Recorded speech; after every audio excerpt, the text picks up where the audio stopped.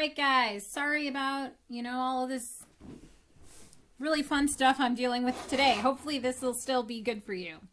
So this is the review of the stuff that you should already know. So first we're going to do this ionic and covalent chart. The first important thing to note is if the compound is ionic or covalent because they are named differently. So FeS is an ionic compound. You know that it is an ionic compound because iron is a metal. Iron is one of the transition metals, so you have to give its charge in Roman numerals. So this is iron 2 sulfide. It is iron 2 because sulfur makes a -2 anion, so the iron has to be +2 in order to balance it out. NaOH is an ionic compound because sodium is a metal, and hydroxide is one of the polyatomic ions that you just have to memorize. So this compound is sodium hydroxide, one of the most important compounds that comes when we do acids and bases. Next up we have CS2. CS2 is a covalent compound. You know that it's covalent because carbon is a nonmetal and sulfur is a nonmetal. When the first atom has a subscript of 1, an implied subscript of 1, it just gets named what it is, so that is carbon. That subscript of 2 on the sulfur becomes disulfide. So that compound is carbon disulfide. PCl3 is a covalent compound. Because phosphorus is a nonmetal, chlorine is a nonmetal. So the implied subscript of 1 just means that it is phosphorus. And then that subscript of 3 becomes a prefix of tri, so phosphorus trichloride. Difluorine monoxide is a covalent compound because fluorine is nonmetal, oxygen is a nonmetal, and it has prefixes. So that becomes F2 and O. F2O, difluorine monoxide. Iron 3 sulfate is ionic. It means that we have iron that has a +3 charge. Sulfate is one of the polyatomic ions that you just have to memorize. We need 2 iron, 3 ions for every 3 sulfate ions. That gets us up to +6 for the iron, -6 for the sulfates. Carbon tetrachloride is covalent. That's 1 carbon to 4 chlorines because carbon is a nonmetal, chlorine is a nonmetal, and there's a prefix. It is covalent. Calcium phosphate is ionic because calcium is a metal. We need 3 calciums for every 2 phosphates because calcium has a +2 charge, phosphate has a -3 charge. 3 calciums for every 2 phosphates. CrNO33 is ionic. Chromium is a metal. Nitrate is a polyatomic ion. And it's a transition metal, which means that we need to put the charge in Roman numerals. That is chromium 3 nitrates. Again, I'll do that over here and then I'll erase it. We have chromium. It has to have a positive charge. We have 3 nitrates. Nitrate has a -1, so that means overall we have a -3. So chromium has to be a +3 in order that our charges are equal. H2S is a covalent compound because hydrogen is a nonmetal, sulfur is a nonmetal. So this is dihydrogen monosulfide. When you have the second element in a binary covalent compound has an implied subscript of 1, it gets the prefix of mono. Boron trichloride is covalent. That translates to BCl3. Sodium acetate is ionic. 1 sodium for every 1 acetate. All right. And now let's talk about how you draw the Lewis structures and give the geometries. I'll start with one and then I've got another page here. So these are the covalent compounds that we can draw and give geometries for. There is one error I want to point out. I saw this just now. For 2 atoms, 1 lone pair, it is bent, but it's less than 120 degrees is the bond angle around that. All right, so let's start with carbon disulfide. When you draw Lewis structures, the first thing you do is the valence electron count. Carbon has 4. Each one of the sulfurs has 6, giving us a total of 4 plus 12 is 16. It has been a day. 4 plus 12 is 16. Carbon is the central atom. We're going to bond to sulfurs on either side.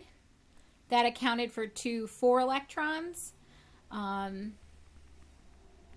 we fill in octets from the outside in. 2, 4, 6, 8, 10, and 12. Am I doing this right? Hold on one second, guys. 4. I'm just having a day. Yeah. Okay. But we got problems. Like, we got a lot of problems on this, right?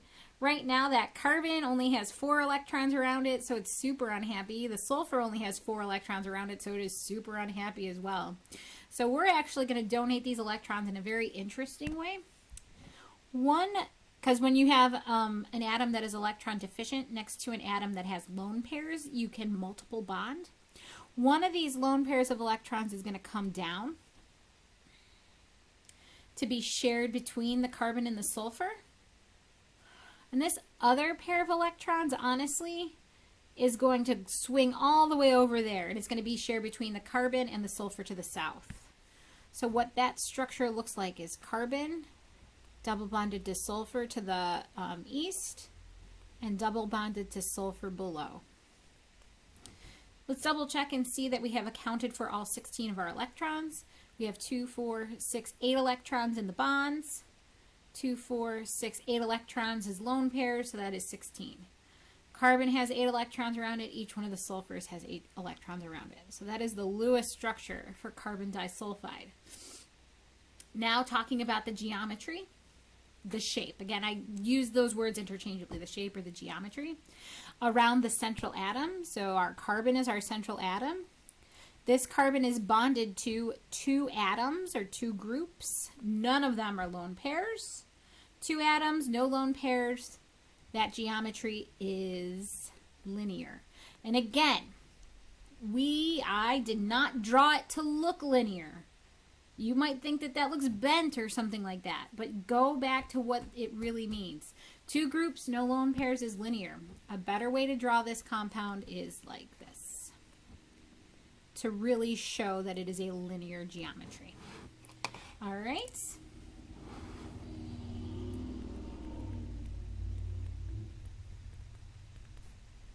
And the shape around the central atom is linear. And then just for fun, I'm going to say bond angle as well as 180. PCl3. 5 plus 3 times 7 is 28. Phosphorus to 3 chlorines. That takes up 2, 4, 6 electrons. 8, 10, 12, 14, 16, 18, 20, 22, 2, 4, 6, 8, 10, 12, 14, 16, 18, 20. Oh my gosh. 26. 5 plus 21 is 26 electrons we have to take care of.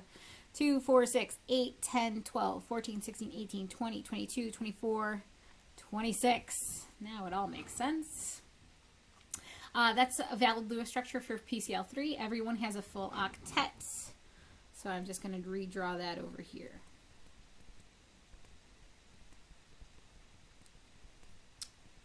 And looking at the geometry, again, you got to memorize these.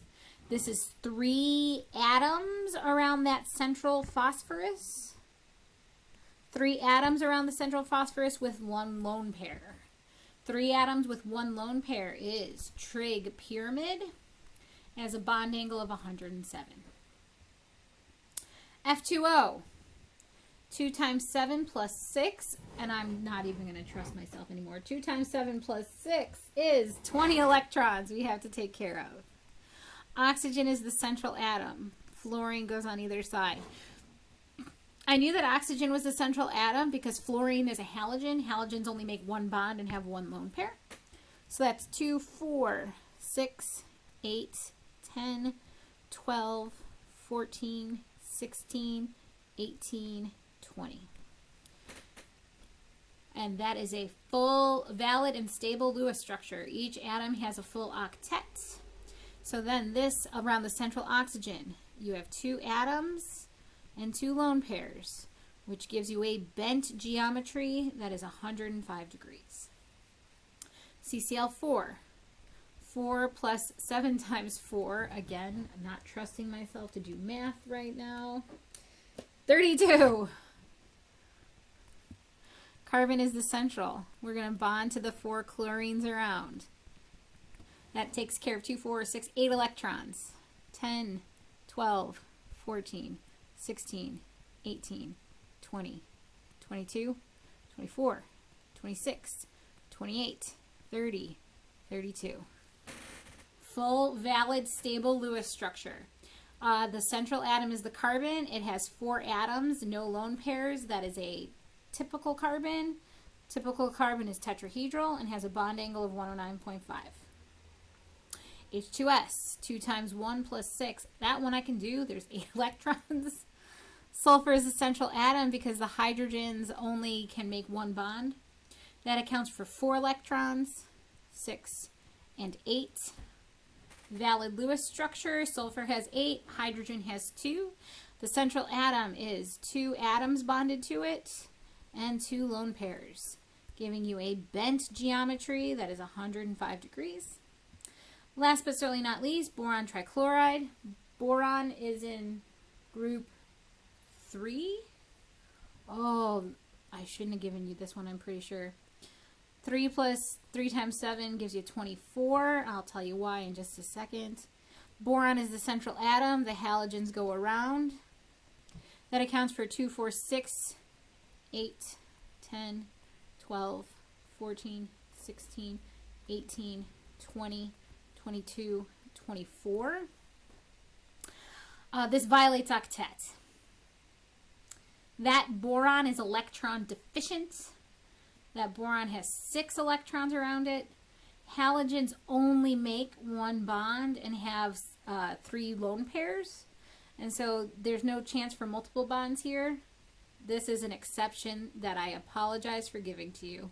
I usually do not give my 1210 classes exceptions. But going forward, that is the valid and stable Lewis structure for boron trichloride. 3 atoms, none of them are lone pairs. This makes it a trig planar geometry. Trig planar geometry has 120 degrees.